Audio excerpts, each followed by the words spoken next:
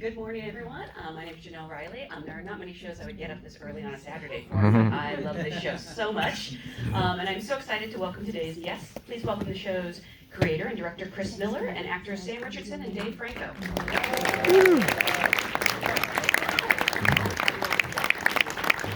And we have a special guest also joining us via, that's not an iPad, that is no, that's an iPad. We have Ben Schwartz via iPad.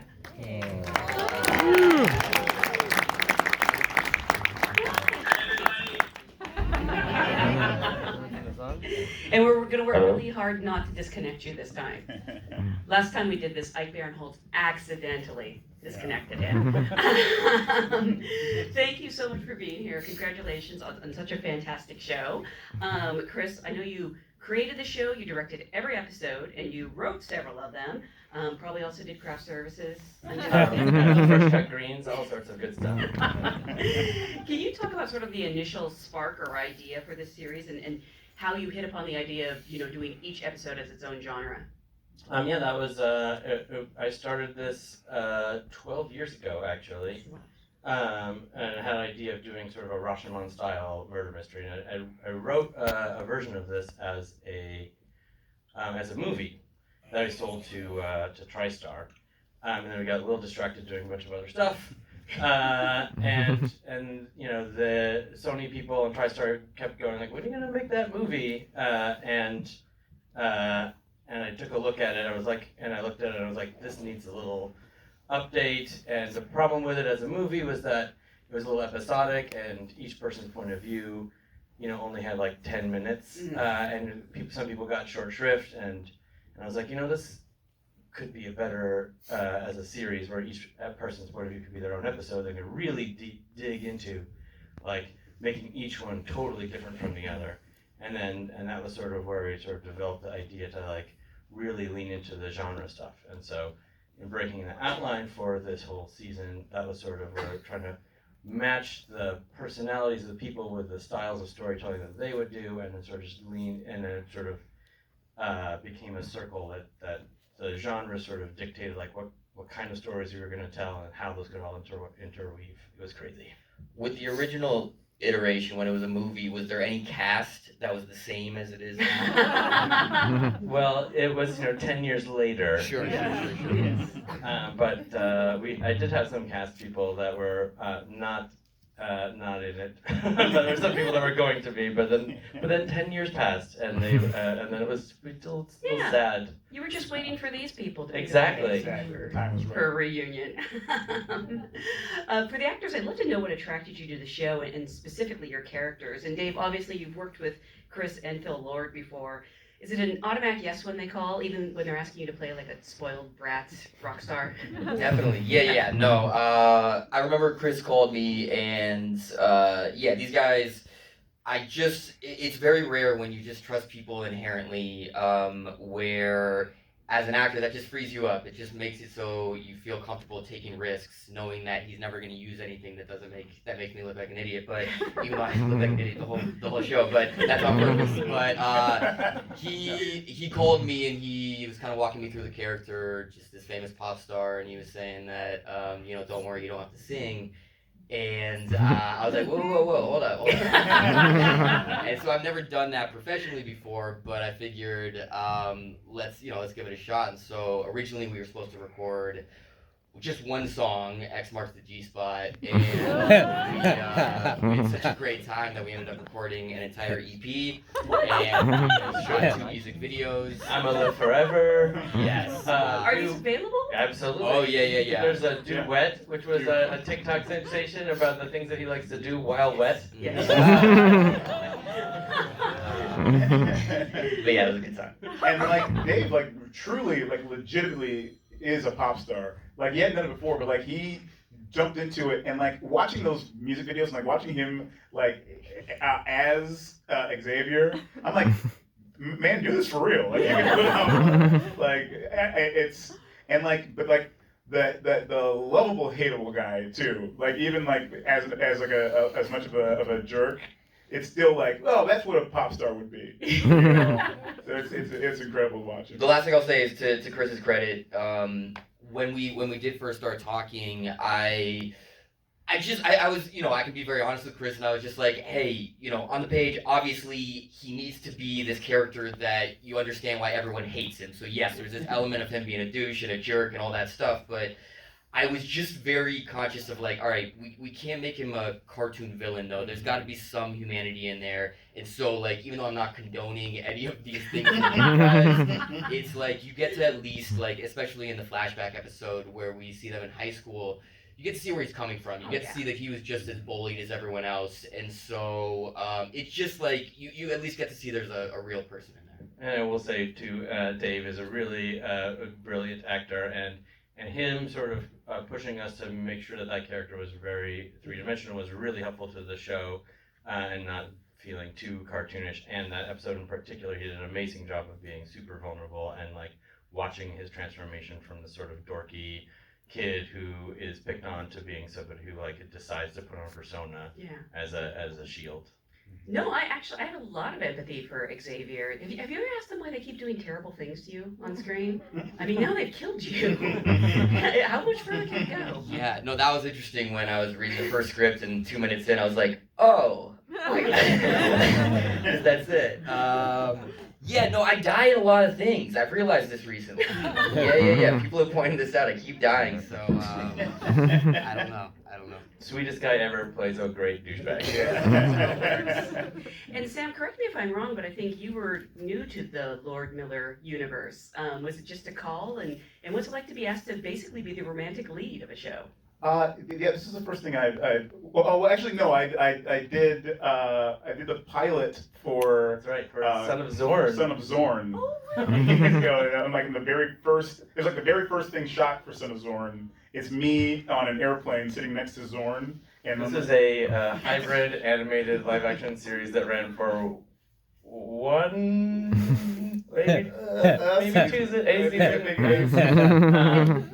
And it was a sort of a He-Man animated character who was going to a live action world with his ex-wife, who was played by Cheryl Hines, and He-Man was voiced by Jason Sudeikis, and they had a kid together who was animated from the waist down. Anyway, it was crazy. It was a little avant-garde for its time.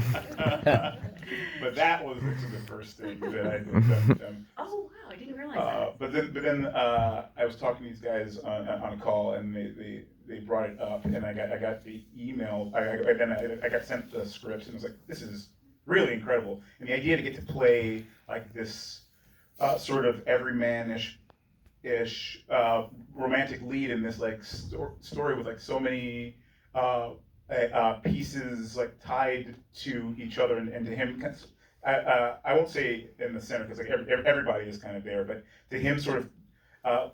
I've never gotten to play like a romantic lead like that, so to get to like flex those muscles, and then to also like kind of also be trying to clear his name and like do this investigation underneath the main investigation was like another like fun thing to get to do, and then get to work with these guys who I was such a huge fan of, and to work with Chris. And like this, to even just read the script and say like this is a brilliant idea, and it's like so well written, and like the concept is there. It was an automatic yeah. Maybe I like was like I don't know, and I was like yes please, I'll do it. Did you watch lots of rom-coms to prepare, or had you already done that your entire life? My entire life I watch rom-coms. They're all on my phone. Top 3 favorite rom-coms. Top 3 favorite rom-coms while you were sleeping with Mary and Sally, and honestly, You've Got Mail. You said no? You said no? No, it's not. Yeah, she's right. No, it's not. She busted you. It's not. You made that up. Objectively, You've never seen Yes, you are factually wrong. It has to be Love Actually. Love Actually. Well, that's a fun one. I wouldn't say it's my favorite. Ooh. Yeah. There's gonna be some words in the lobby. Alan Rickman and Emma Thompson. That story. Whew, heartbreaking. That Joni Mitchell song comes up. Oh. Truly. Ben, I don't know if you know, but this audience just what, Ben? A little bit. You know that all I can see is the ceiling, and I can already tell we're at the GGA Theater because it's so nice. It's so expensive.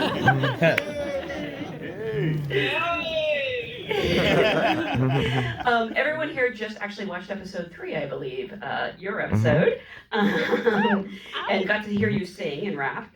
Yeah. Yes. Woo!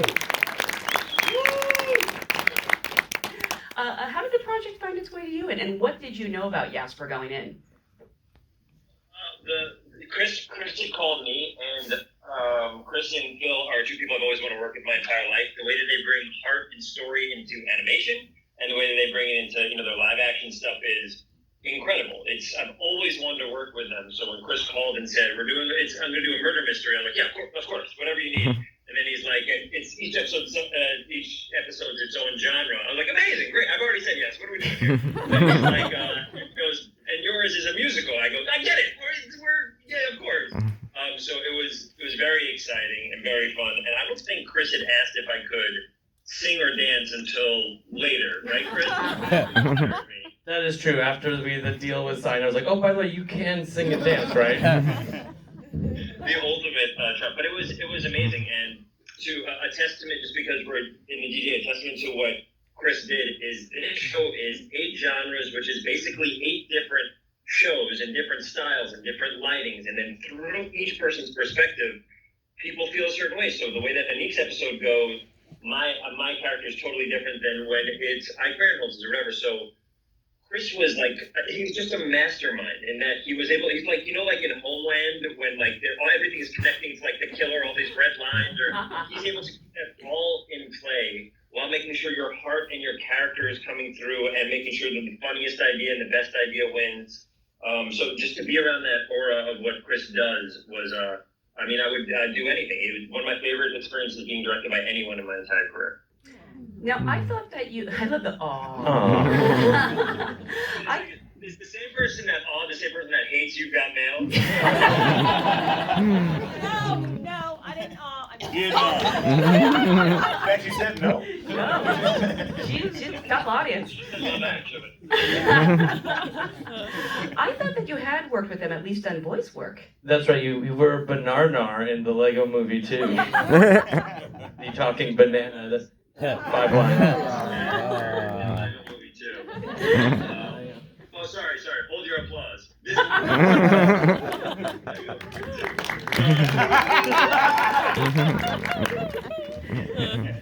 that was it. So the goal is to have done something like this, and then the goal is to just continue working with them as much as they'll allow me to be in their little circle of fun. And since yours was the musical episode, and I want to hear more people boo, what are your top 3 musicals? Oh, okay. So by the way, my mommy is.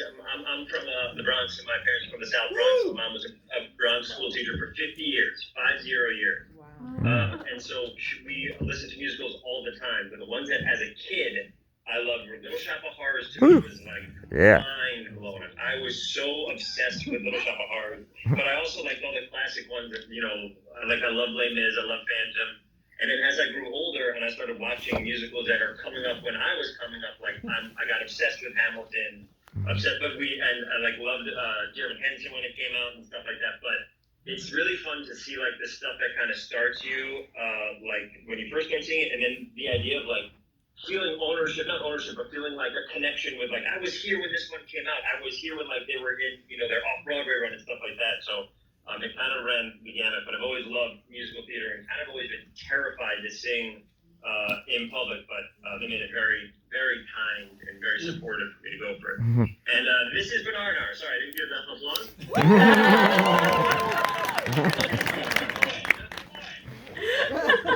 I am going to boo one of your choices, but I'll tell you which one later. Chris, he brought up something that I think is so fascinating, which is that you're shooting 8 episodes, but I'm curious if you shot each episode separately or if you did block shooting because you're redoing scenes again and again. So for your DP sanity, I don't know. It was really the actor sanity over the DP sanity. We had we'd done a lot. This show required a lot of prep because doing a musical, you can't just show up on the day and be like, hey, let's write a song and sing and dance it. You gotta have the song, record the song, practice choreography, figure out what the lighting's gonna be, have it all prepped. And for the action one, you can't just sort of like ad lib your way through a car chase, So everything had to be really figured out in advance. So we worked really hard with Carl Jose, who's an amazing DP, and figured out the 8 different looks that we were gonna have and the different lighting packages. And one huge advantage over doing this now than when I had written it 12 years ago was that lighting has changed. Of all things in film, that has changed the most. The ability to LED lights and the ability to change lighting with a button on an iPad is so different from the way it used to be, where they were like, you get up on a ladder and then you put a little gel through a thing. You're like, oh, let's take it down, and it's 20 minutes to make a slight lighting change. This was like, we could be on the set and we're doing the action version of this scene. Here's the lighting, boop, and then now we're going to change the lenses, change the costumes, change the lighting, and we're ready to go. And the hardest part was doing that. I think was for the actors. So if we were going to do there was one night that we were like, okay, we're in a hallway. We're doing this like the rom-com version of a scene, and then we're doing the thriller version for Lana Glazer's episode. Version of the same moment, but all the same actors, the same moment in a totally different scene, and they had to calibrate their performances, because you kind of get in a groove when you're in one thing, and then switching it up and not having your mind melt is really tricky. But the real secret is hiring super talented people, and one crazy thing about this cast is that they're almost entirely all. Slash actors slash something else, producer, writer, directors. They've all made their own stuff, so they all know, how to keep the whole thing in their heads and how to think about what they're doing as it relates to the whole thing. And they're also all amazing improvisers, incredibly gifted improvisers that can play off of each other, and also were able to improvise in a way that that was useful. Because I think a lot of times people just sort of that aren't as smart as these people are, will sort of just talk about stuff that's tangential, and that it's not going to make it into the final cut because you have to keep momentum going and you can't go over here. And so they always knew a great way to be able to add something that felt on character and was advancing the story at the same time. So having people that gifted as your collaborators, it makes you look way smarter than you are. Was it confusing for you all? I mean, did you keep separate notebooks, or the Homeland with the red Yeah, yarn? exactly. Well, I mean, yes, but at the same time, we had to keep all that in our heads. But Chris truly had everything in his head. So every time you go from from my episode to Alana's episode to Zoe's episode, all in the same place in the same location. It was always easy to you could always lean on Chris and be like, all right, so what has happened before this in this person's point of view? Because every time you're doing a different genre, it's from a different person's perspective. So they feel about you a different way than you feel about yourself. It's their interpretation of you, and then also the style of acting is different. Or you're coming from somewhere that person doesn't know where you're coming from. You know what I mean? Or your intention is different in their eyes. So it's truly can get so confusing. But then you can just lean on Chris okay, so and this is what do they think about this? He's like, oh well, from. The puzzle pieces, he's got them all ready. It was truly amazing how much he had in his head, and how collaborative it was still. So it wasn't a situation where you're there do it like this, because we were able to bring so much of ourselves and improvise on track with it. But he still had control of it in a way that made us feel supported. So that's all Chris. It was very, very fun for me. I got to play 8 different shades of douche. And, in Sam's episode, I'm kill him with kindness douche. And then in Ike's episode, I'm aggro douche. And then Alana Glazer, I'm tail between his legs douche. And Chris, just going back to the improvisation, these guys are so funny themselves, and they really make it so they make it so you can't fail, and they're throwing a bunch of stuff at you, from behind the camera. Where I remember the scene with Alana where she's confronting me and forcing me to say that I'm an asshole and a douche. They were like, all right, Dave, now sing it. And it's just these moments where it's like, all right, in the moment, I don't know how this is going to come out, but it's very, very fun. Did you do much improvising before? Yeah. I mean, I've been really lucky to be just part of these pretty incredible kind of comedy ensembles over the years, from 21 Jump Street with these guys and Neighbors and those types of films. And so I kind of just learned, like, just being around the best people. And I remember when I was first starting out and going into these movies and on these sets where there was a lot of improvisation, it's scary, because you feel like, you have to keep up with someone like Jonah Hill or Seth Rogen. And what I quickly realized, I was like, okay, these guys I'm never going to keep up with them. But if I'm just like there locked in with them, if I'm just in the moment and reacting like honestly, then that's all that I can do. And it's going to work because these guys are so good that whatever I say, they'll make it work. They'll spin it into gold. I mean, Ben is one of the best improvisers on the planet, and he just knows how to make it work with whoever's around him. And so again, I've just been in these really safe environments that make me feel comfortable. Yeah. They will yes Can and. I say one thing, Yes. God, imagine if that was no and you just shut me off. In terms of the improv and stuff like that, and thank you, Dave, for the best, Chris is an incredible collaborator. In terms of directing, I found it so warm and amazing that he gives you room to improvise, and then in his head, he's so quick as well. He can kind of see where that's going, and on the next take, he can make that even richer and find a way to make that fit even better. And he allows you room on either side to play. And then through us all together as a team, it's truly a team effort.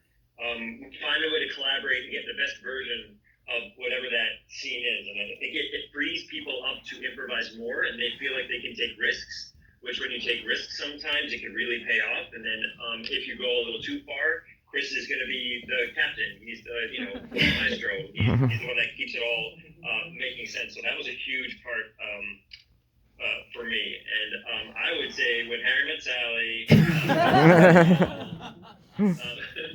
No, you committed to this. I think Spider-Verse is a romantic comedy. Oh yeah, no, Absolutely. Spider-Verse is everything. What is it not? Name one genre Spider-Verse is not. Western. Actually, that's not true. That's not true. Superheroes are the Current-day Westerns. Like, Alpha comes into a lawless town to clean it up, sort of thing. Yeah. Okay, never mind. It's a Western. I guess you all haven't seen Spider-Verse. That doesn't seem right.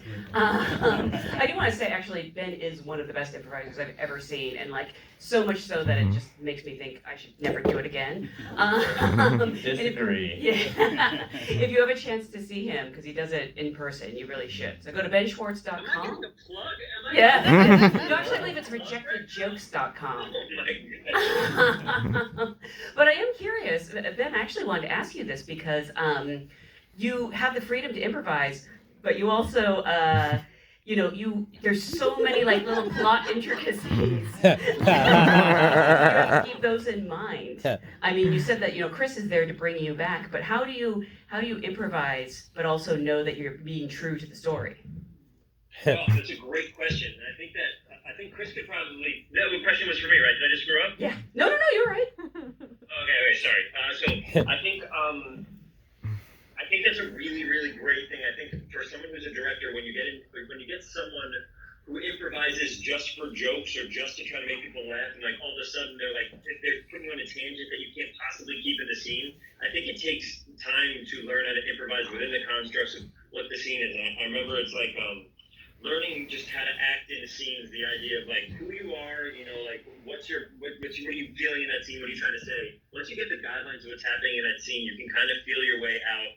So like you're never gonna go this far, and also for whoever the killer was in this show, whoever ended up being the killer in this show, that person also had to be steered by Chris in every scene because he or she had to always keep themselves safe, but also had to always you had to be so clean in the things that you said because you can't tip off something too much and you can't by mistake take it a different way. So Chris, while doing all this, also had to guide whoever the murderer was.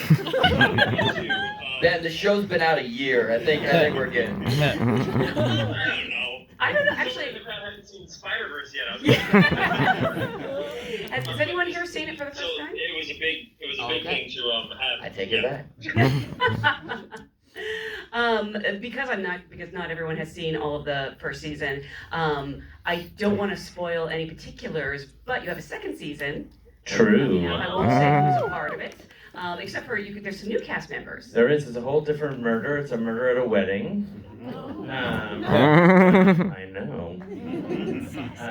This time it's Zach Woods Oh. gets killed. Oh, God, that's great. And there's a great cast. Then some of this season's cast comes back, including Detective Dan or Tiffany Haddish. Yes. But in addition to some other ones, and you know what? It's online. You can see. But I will tell you that Sweet Sammy here also returns, as does Zoe Depp. And we've got a very fun cast. I'm going to go in order so I can remember. It's Poppy Lou and Paul Walter Hauser, Anna Conkle,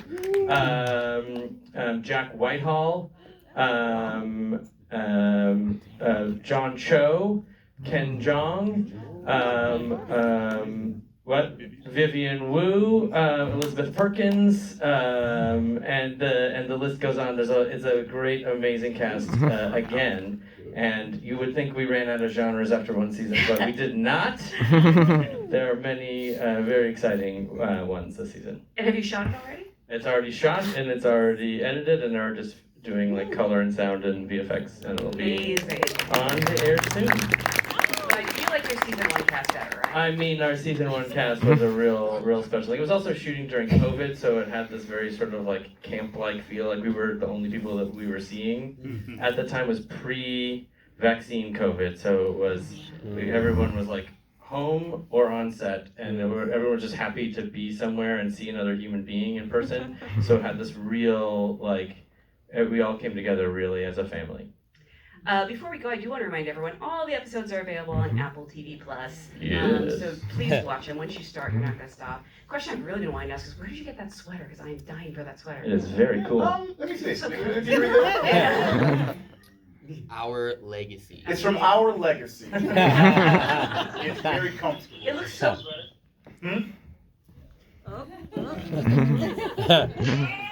It's so comfy and warm in the color. It's